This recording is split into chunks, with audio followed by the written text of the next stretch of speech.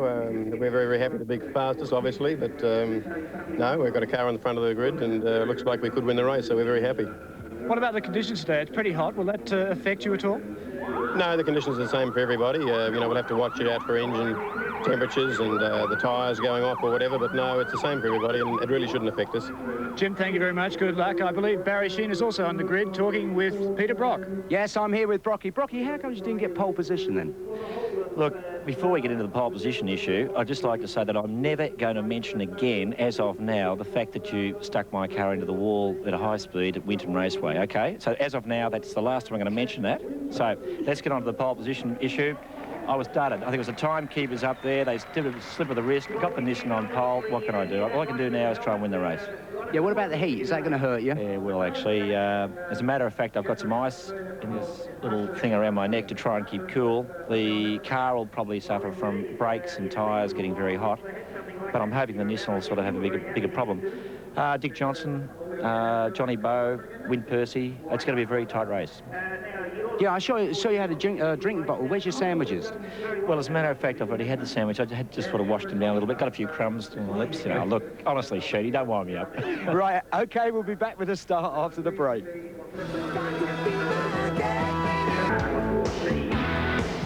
More action on the grid with the Group A cars getting ready to go out for their 10-lap race, and calling all the action, Darrell Eastlake, joined by guest commentator, of course, Alan Moffat.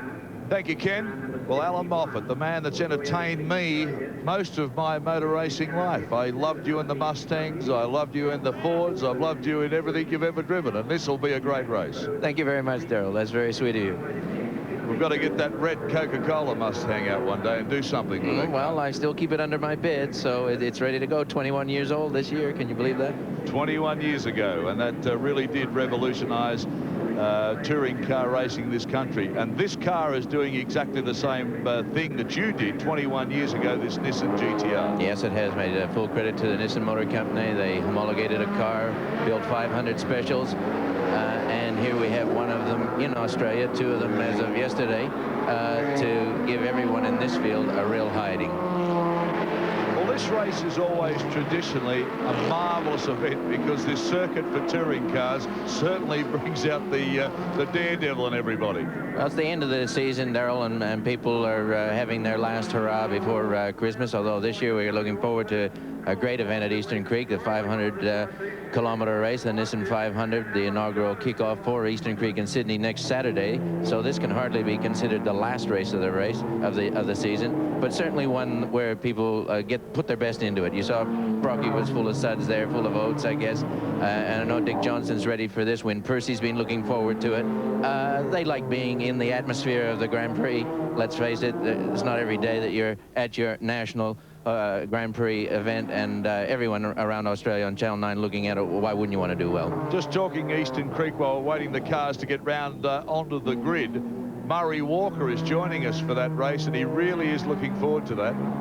Well, we've been trying to get Murray into a touring car for a long time, and with his zest for giving us the inside information, we'll look forward to him. So cars making their way around now. You can see them diving around, warming up the tyres, getting everything ready. Tony Longhurst won this race in the Sierra last year. Larry Perkins the year before that in '88. Dick Johnson in '87. Alan Grice at a Commodore in '86 and Dick Johnson in '85. The past winners of this particular event, the Australian Grand Prix meeting. Dick Johnson was very lucky one year. He was running on. Okay, let's have a look at the grid, how they're going to line up now.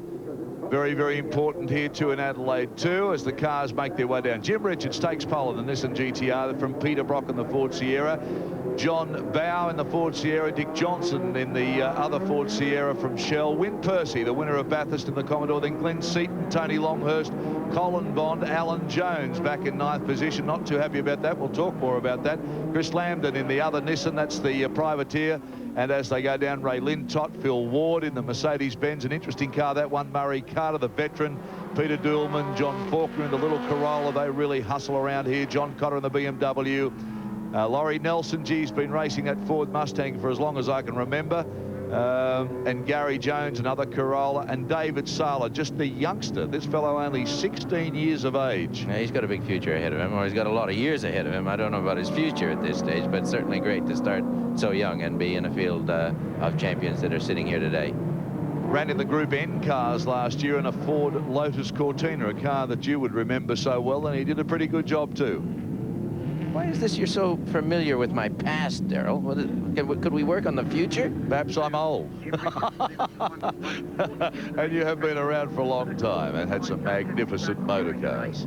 Okay, that's the Mercedes we talked about, an interesting car. They're very competitive in Europe, but they can't run under the same regulations out here. No, they can't, Daryl. That's a pity. They're a very fine vehicle, and they've got opportunities in front of them for the future. It might be interesting to see what happens with them next year. Okay, watch for the start here. Brock will want to take the start off the Nissan GTR. 15 laps, 3.78 kilometres around this track. Race distance 56.7. Revs building now. This will be a magic start. The two Johnson cars into gear. Red light, wait for the green. Racing now. And watch the powerful Sierras. Oh, straight out of the blocks, the Johnson car. Jim Richard lost it off the start. No doubt about that. Johnson's cars 1 and 2. They've made magnificent starts, and one of the Benson Hedges car will pick that up. That's Alan Jones, I think. Brilliant start, or is it Tony Longhurst? Will pick it up as it comes through. Brilliant start from the Benson and Hedges cars, and Brock and Richards have blown the start. Brock back in third. Brock. Oh, Jimmy Richards definitely had a stall on the grid. He didn't actually stall the engine, but he didn't get the torque down, and it cost him the start. It didn't take any opportunity for Johnson and Bow to leap forward. Tony Longhurst making that brilliant start in the Ford Sierra, the yellow car you can see here. But it's John Bow out in front from Dick Johnson. Gee, they come off the line so fast. The two red cars plan to move that. Revs down. The gap was there, and they dive through. Peter Brock back in third place. So it's Sierras 1, 2, 3, and 4 at the moment. Well, Brock will be desperate to hang on to the slipstream here, Daryl. He won't want to let those red cars get away from him, and you can see them using up all the track. They're quite entitled to do that. They're leading the race. It's just a little bit of team tactics. Johnson taking the inside, giving him a little bit of a cushion there. John Bow being quite polite to the boss. Just held Brocky up a little bit. But here we come back into the back of the circuit.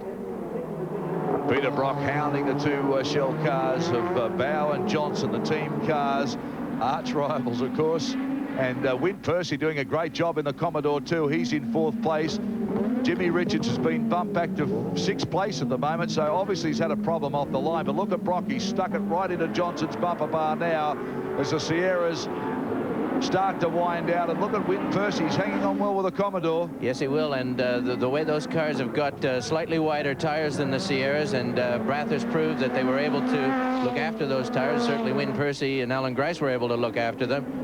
Win's nicely placed here. He's still definitely within striking distance, staying almost within the slipstream. Rocky's definitely in the slipstream. I would almost say that John Bow's holding him up a little bit at this stage, just giving Dick Johnson a bit of a run here onto the straight. Here's a replay. Here's a replay of the start. Look at the way the two Johnson cars just dive through that gap. Dick Johnson got one of the best starts I've ever seen him do of last number of races. That was an absolute immaculate start. It must have been just instantaneous. The green light went, and no one could say that that wasn't a fabulous start, and he deserves to be out in front at the moment. Jimmy Richards still losing a little touch with the leaders now. Longhurst is out with a problem. That car has been parked after a marvellous start. Gee, blasted his way through from way back on the grid, but unfortunately is out. So John Bow now really starting to build up a bit of a lead here, and Brock blasting his way into second place, but Johnson takes the line, and he should get the corner. That's tricky at the bottom of the straight. Daryl, they definitely are pulling these cars up. They're certainly not Formula One speeds, but they are moving at the end of Brabham Straight. And there we have Win Percy already nudged through and nudged Brocky out of third spot. So Win's letting it let us know that he wants that Commodore up the front of the race. And what a popular win at Bathurst too. The crowd went berserk with the Holdens back in touch again and winning at Bathurst and being pretty competitive here around this street circuit at Adelaide as well. So the big Commodore now winds out. Brock is tucked in beside him. Win Percy moves over though and takes the racing line. the Commodore. There'll be a lot of cheers around the circuit for the old Holden. It's doing pretty well. Well, it's doing very well there, Daryl. I mean, this is a tough company he's keeping, and sitting there in a position like that already. Here comes Jim Richard, just squeezing by on the inside of that tight right-hander. He's obviously back in the swing of things. May have had a slight gear selection problem off the start line, who knows, but he seems to have the Nissan wound up now, and he'll be on the tail of Win Percy before you can say boo. Yes, Alan, there must have been a problem because he really did get bumped back as far as 6th place, but he's making a charge now, but so is Win Percy in the black and white Holden Dealers Commodore as he closes up on Dick Johnson. Johnny Bow, of course, is having a great time. He's out in front away from this scrap at the moment. Peter Brock now in behind Richards in the GTR. So it's Ford Sierra 1 and 2, then it's Holden Commodore, then it's Nissan GTR, and then back to the Sierras again. But the Holden doing a great job with Johnson. Just in front, holds him down. Let's see the flat-out speed at the end of the straight. This will be interesting. Yes, definitely. They're not hurting on brakes. Look at Win is being very cheeky, careful. He's making a bit tight. Oh, no, he stayed there.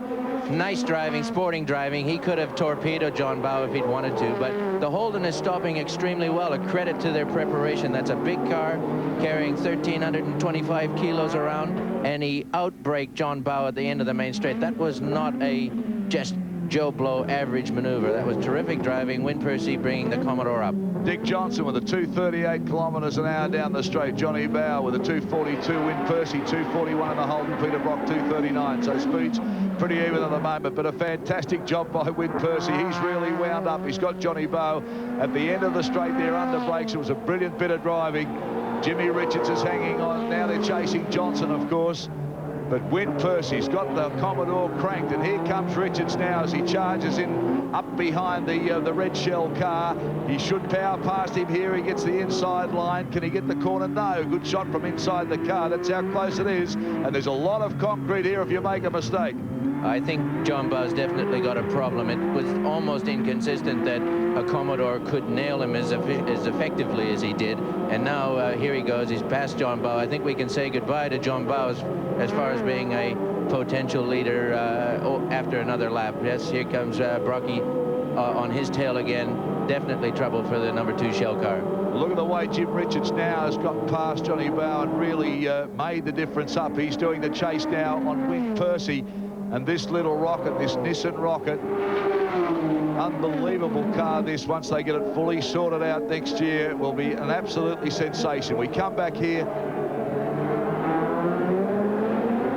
as the Nissan switches across at the bottom of the straight now, still chasing the Commodore. Brock still chasing Johnny Bow. Dick Johnson's out in front. He's really got past all of the scrap.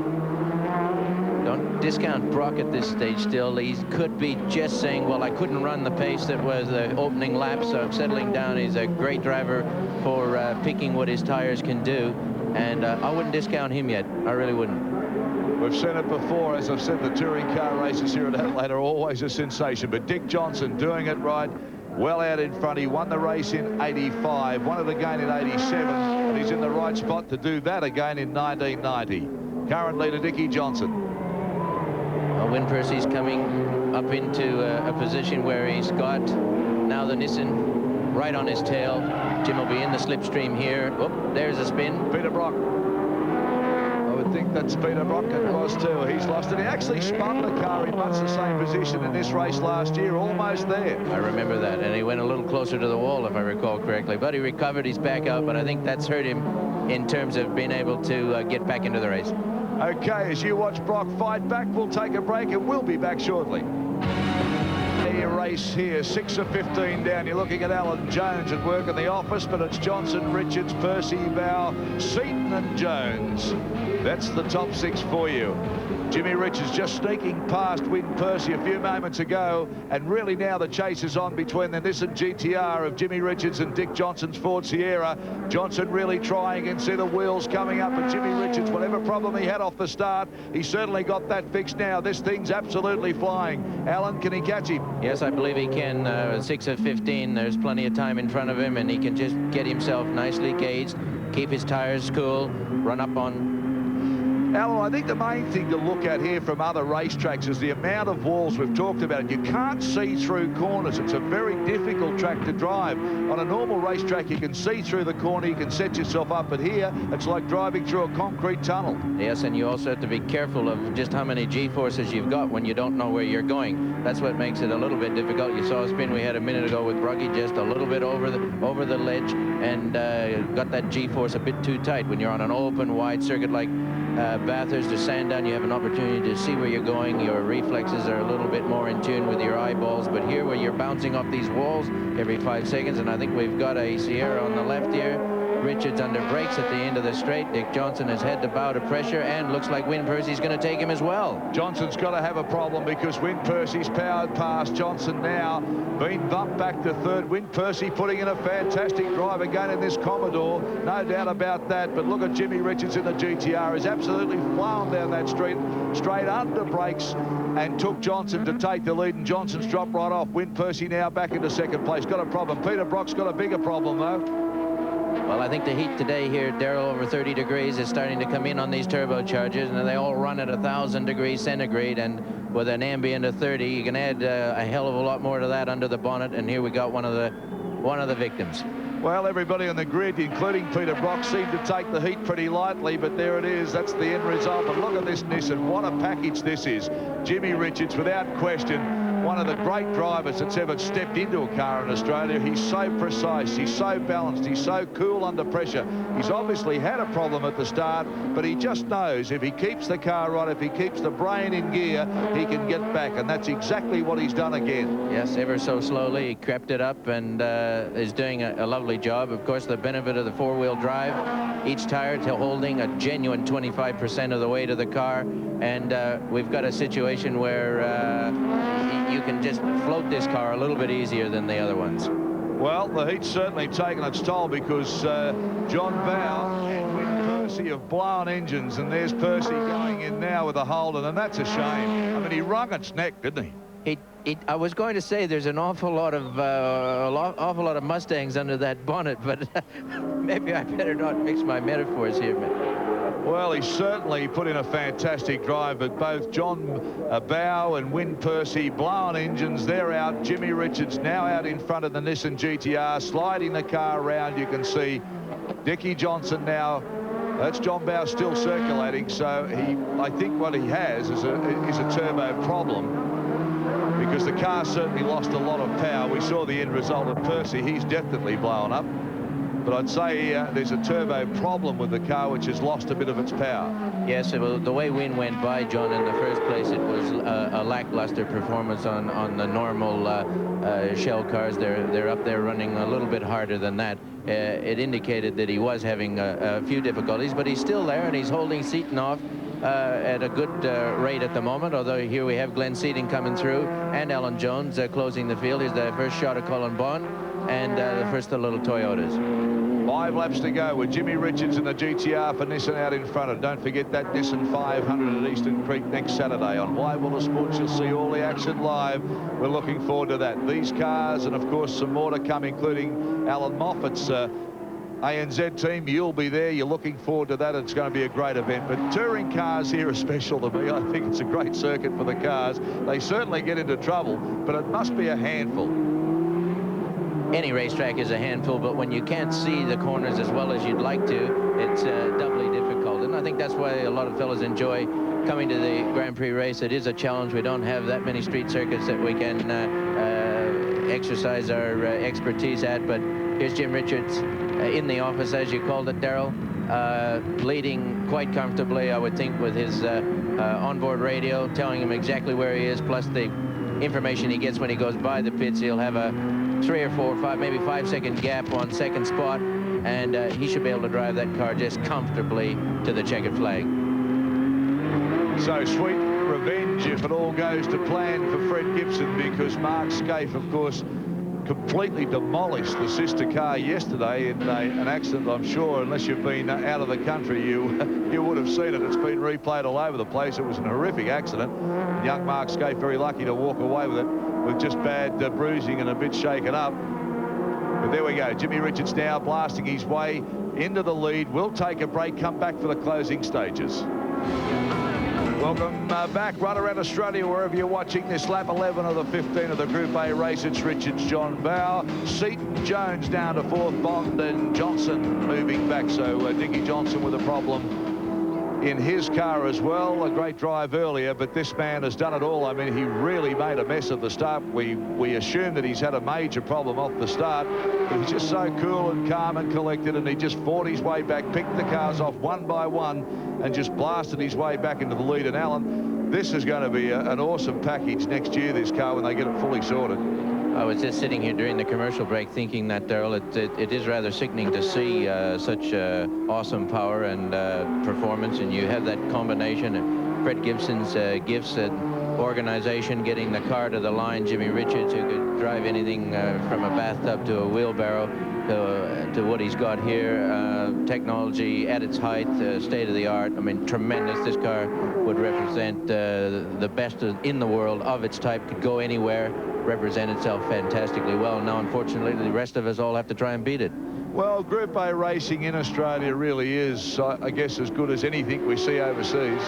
We could take Johnson, Brock, this fellow, myself, a couple of others, and go anywhere in the world with the Team Australia. Believe me, you'd see us headline news every weekend. Well, these cars are fast. We talked about Jimmy Richards taking revenge, and Freddie Gibson would be really happy about that, because yesterday during qualifying, the sister car that Jim Richards is driving now was driven by Mark Scaife, and it was really a horrible moment up here in the commentary box, because it was just such a horrifying accident. Now here's young Mark Scaife, only on his second lap, gets over the ripple strips, and the car went up on its side, slammed into the tyre wall. Now watch this. Just spears straight back onto the track again. Colin Bond with some great driving, and Peter Brock to avoid the accident. And then we saw the flames go. Look at Bond. He really had to get out of the way and do a great job. The car then did catch fire, and Mark was telling us earlier today he had a lot of trouble getting out of the car. The doors couldn't be opened up. And actually one of the Commodore drivers had raced over and got him out. And there's the young fella there. I mean, it was a terrible accident for him to be part of. It's cost Nissan something like about $600,000 in the investment, but the smiles are back on the faces today, because that's motor racing. You crash and burn one day, but you're up taking the win the next. Stand to win, you stand to lose. And Mark, as young as he is, and fortunately through an accident like that, he won't forget it. It's not likely to happen again. A good time to have an accident like that so early in his career, to give him just a little bit more appreciation of what's in front of him and how tough these things can bite back when they do bite. Yeah, well, I mean, touring cars, as Jackie Stewart have been telling us all day, are so much safer than Formula One, because you've got a roll cage and you have a body built round you and a roof over the top. That's Jimmy Richards. But by gee, they're going so fast these days, Alan. When you have an accident like that, I mean, it doesn't matter how strong you've made the car, it can only withstand so much impact. And the energy of that car as it speared back onto the track, and what a brilliant bit of driving by Colin Bond and Peter Brock to not get involved. Yes, they did. And you saw Bondi was locked up well in advance. He was split-second reaction. He had his car semi-sideways. The moment the Nissan came spearing across, Brocky was going to the left on the other side, like a couple of good footballers, to tell you the truth. Well, Jimmy Richards now, you can see the concrete that we talk about here at Adelaide, because it really is quite an experience not being able to see through the corners. And it's a great illustration of that. And a race car driver likes to look down the road well ahead of where he's driving, Alan, doesn't he? And here you can't do that. Now, and he wants to feel connected with his reactions. There's a lot of things happen subconsciously, a lot of things happen. Reflex action, you've heard the term, and it does happen. If your eyeballs can't see where you're going as well as you want, you're just a little bit tight, you're a little bit tense, and you're not letting the car flow as nicely as you want. And I suspect in Mark's case, he had a little bit of that at the speed he was going onto that straight. Interesting to see the figures down the straight. I mean, the fastest time so far is 2:36. Jimmy Richards is only pulling 214 down the straight, so I guess he must be making it up right through the corners. That fantastic steering on this car. There's the figures for you now. Jimmy Richards at 2:17 that lap, a bit quicker. Johnny Bowe at 2:30. Glenn Seaton at 2:22, Alan Jones at 2:25, along with Colin Bond. So he's certainly making a lot of it up through the tricky bits of the circuit. Handling and dialing the car in, Daryl, it's a very good example of horsepower alone is not the total criteria in making a successful race car. That's the elapsed time syndrome. The drag racers understand it clearly. Your elapsed time over any given section versus your top speed is not necessarily the be end and the end all, and Jim Richards is proving that here today. He can really balance a car, this man, can't he? I mean, he can really set up a car and balance it properly, and he's so easy on a car. That's another aspect. He's got tremendous finesse. He's been driving for many years. He hasn't won 3 Australian Touring Car Champions by not having finesse, and you can see at the flow. Admittedly, he doesn't have anybody exactly harassing him on his back bumper bar at the moment, but he is flowing the car and doing a very nice job for himself and for his company, Nissan. So Jimmy Richards now heading out,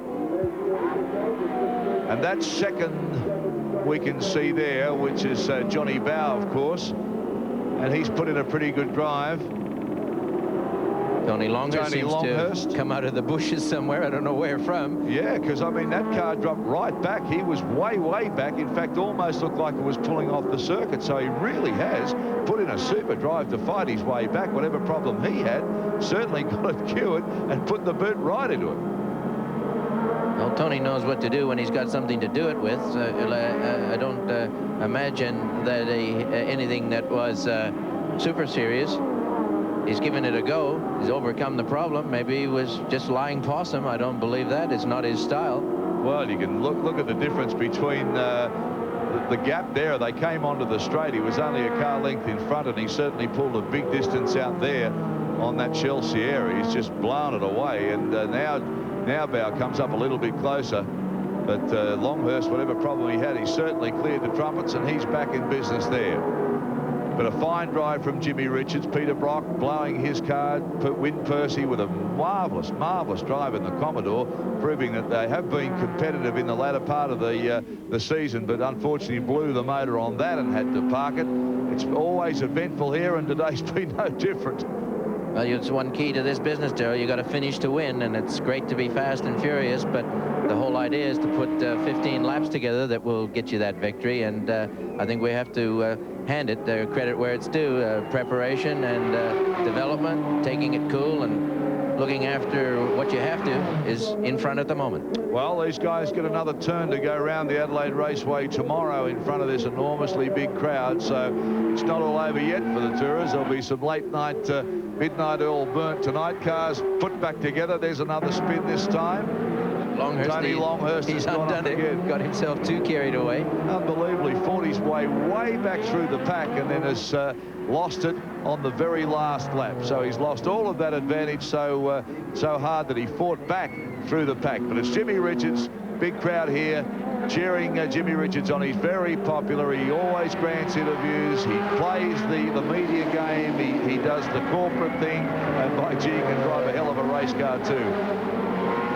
He's highly respected by his colleagues, and that's the best compliment you can give him. Well, I think he's one of the nicest men you could come across in any sport, Jimmy Richards, and I mean, nothing ever seems to fluster him. If he has a bad day, he's always got a smile on his face at the end of it and says, well, I'll be back tomorrow. Well, sign of a champion, Darrell. So congratulations to the Nissan team, and particularly to Fred Gibson and the young Mark Scaife, because they'd be smiling about that. Jim Richards in the Nissan first, Johnny Bow in their Sierra, the Tasmania was second, Glenn Seaton with a fine drive too. We didn't see a lot of Glenn Seaton during the race, but because of all the drama, he's finished in third place, so he'd be pretty happy with that. He prepares a fine car, and he works hard himself personally, develops the engines himself in conjunction with his father, and he's a nuts and bolts driver. He gets right down to the basics and works hard for what he gets. Well, that was 15 laps around this Adelaide street course today. There's 10 laps to come tomorrow. It'll be just as fast and just as furious. But by gee, I think there'll be a lot of plotting going on to see how they can dethrone this Nissan. It's just such a